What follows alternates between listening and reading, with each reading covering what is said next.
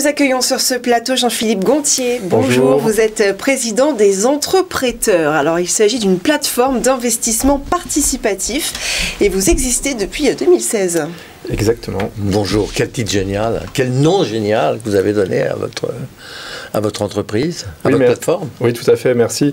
C'est un nom qu'on retient bien aujourd'hui. Qui veut dire ce qu'il veut dire. Exactement. C'est-à-dire que vous mettez en rapport des gens qui ont de l'argent dans une entreprise avec des entreprises qui en ont besoin. Exactement, c'est ça.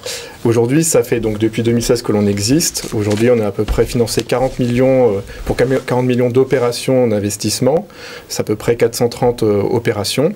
Voilà, on a aussi 18 plateformes partenaires. Je viendrai un peu plus tard parce que il y a les entrepreneurs, mais il n'y a pas que notre plateforme. Il y a aussi des plateformes qu'on a montées aussi pour le compte de partenaires qui voulaient financer leurs propres opérations et que l'on intermédie avec nos agréments. Mais dans votre plateforme initiale, là, votre noyau, vous faites le métier d'une banque.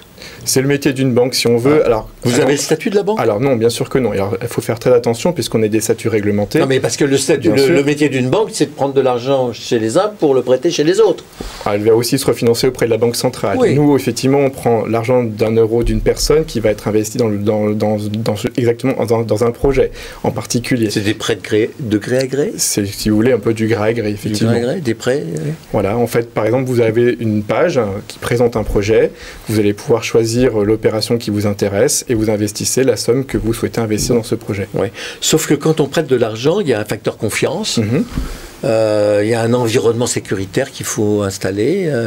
Il faut que les gens puissent adhérer au système. C'est compliqué quand même, non? Oui, tout à fait. Aujourd'hui, les 15 000 investisseurs qui nous font confiance ne sont pas arrivés comme ça d'un claquement de doigts. Il a fallu effectivement aller les chercher, les convaincre, les séduire. On participe aussi à la constitution de relations avec des partenaires qui sont des conseillers en gestion de patrimoine, qui nous apportent aussi beaucoup de clients. Et c'est donc effectivement dans cette relation de long terme, puisqu'on va commencer par investir. Il va y avoir des remboursements et avec les remboursements on va réinvestir. Effectivement, c'est ce phénomène de réinvestissement qui permet aussi d'augmenter les capacités. Mais vous n'avez pas la maîtrise sur les remboursements? On n'a pas la maîtrise, mais en fait c'est notre sélection de dossiers qui permet quand même d'avoir des dossiers de qualité. Voilà. Aujourd'hui, on va dire qu'on a un peu plus de 90% d'entreprises qui remboursent, je dirais, à jour leurs prêts. On peut avoir sur les 10% restantes des retards et puis parfois effectivement des défauts, mais ça reste relativement minime. Vous ne faites que du prêt? C'est du prêt. Du financement action aussi, du financement par obligation. De la prise de participation. Voilà, il y a aussi ce type d'opération. Mais ça, on va dire que c'est fait aussi avec un partenaire, notamment sur le plateau de Paris-Saclay, qui nous permet d'accéder à des entreprises de qualité, notamment la deep tech. Mais votre système de plateforme, il peut servir à un fonds d'investissement? Il peut servir parfaitement à un fonds d'investissement. Vous leur avez développé des plateformes pour on travaille plus à ce stade. C'est des sujets qui vont arriver de manière assez prononcée avec le régime européen qui va rentrer en vigueur en 2022, qui va élargir les possibilités d'interaction.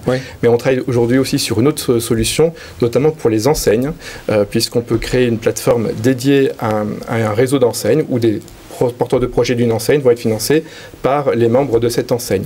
Et ça, c'est quand même assez vertueux. C'est une profession qui est quand même assez réglementée. Tout à fait. Non, on a deux gendarmes. On a à la fois l'ACPR, donc le gendarme des banquiers et des assureurs, et puis l'AMF, le gendarme des marchés financiers qui réglemente nos activités. Quels sont les secteurs qui aujourd'hui sont demandeurs de fonds?